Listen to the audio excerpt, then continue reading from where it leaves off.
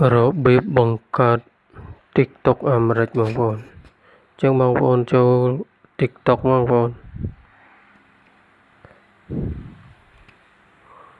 បន្ទាប់មកបងប្អូនចុចកន្លែង profile បងប្អូនកន្លែងរូបនេះ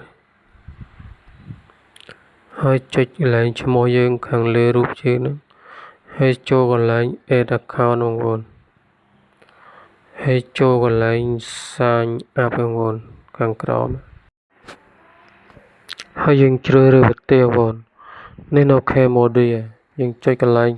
Cambodia ហ្នឹងជ្រើសរើសយកអាមេរិកបងប្អូន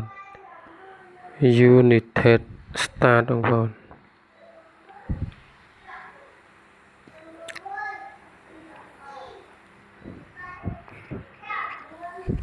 យើងអត់ឡាយចាំប្រើ VPN ទេបង្កើតបន្ទាប់មកយើងចូលឡើង Continue with Google យើងlogin ជាមួយ Gmail យើងបងប្អូន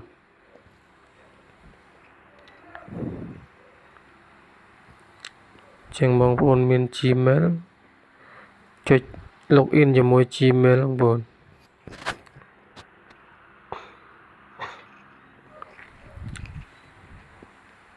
នេះកន្លែងដាក់ថ្ងៃខែឆ្នាំកំណើត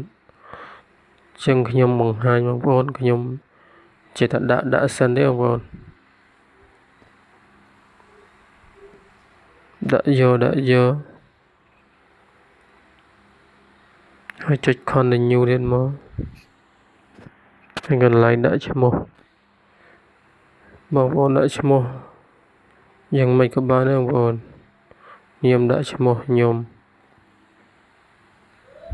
ចុច continue ហើយបងប្អូន account TikTok អាមេរិកហើយជាដើម្បីដឹងថា account TikTok អាមេរិកយើងចុចកន្លែង profile យ៉ាងនេះបងប្អូន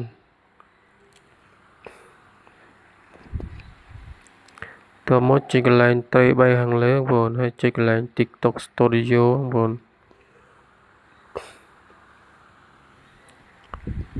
ហើយយើងមើលកន្លែង monetize យើងអូសវាមកឃើញ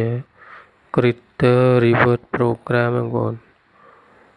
អាហ្នឹង TikTok អាមេរិកមាន Creator Reward Program ហ្នឹងនេះគោលការណ៍បងប្អូនអាយុចាប់ពី18ឆ្នាំឡើងហើយអ្នក follow 10000 follow ហើយ view 100,000 view បងប្អូនធ្វើបានប៉ុណ្ណឹងរយៈពេល30ថ្ងៃបងប្អូនអាចស្នើរកលុយជាមួយ TikTok បានណាបងប្អូនចឹងវីដេអូមានតែប៉ុណ្្នឹងទេបងប្អូនអរគុណច្រើន